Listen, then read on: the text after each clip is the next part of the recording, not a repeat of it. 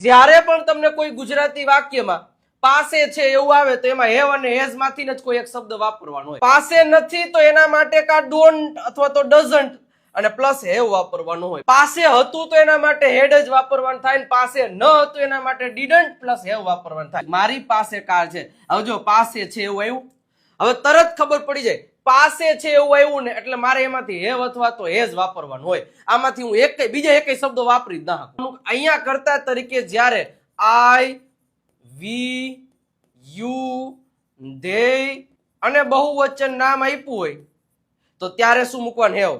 અને હેઝ ક્યારે આવે તો કે હી, શી, ઈટ અને કોઈ પણ એક વચન નામ જ્યારે અહીંયા કર્તા તરીકે આપ્યું હોય તો અહીં હેઝ વાપરવાનું. તો મારી પાસે છે એટલે હું શું વાપરીશ? I have. કાર એટલે અકાર મૂકી દઉં.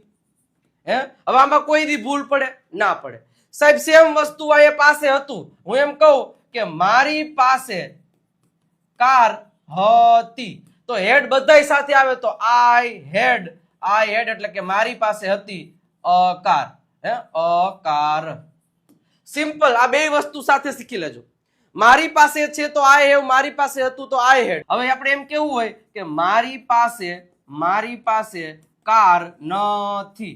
હવે મારી પાસે નથી એટલે સમજી લેવાનું મારું એટલે આઈ સાથે ડોન્ટ જ આવે. આપણે અહીં લખ્યું છે આઈ, વી, યુ, ધે સાથે ડોન્ટ.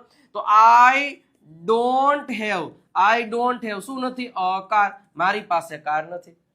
અચ્છા તેની પાસે કાર નથી તો શી સાથે ડઝન્ટ મૂકવાનું. She doesn't have a car. She doesn't have a car. Simple વસ્તુ છે સાહેબ, કાંઈ અઘરું નથી.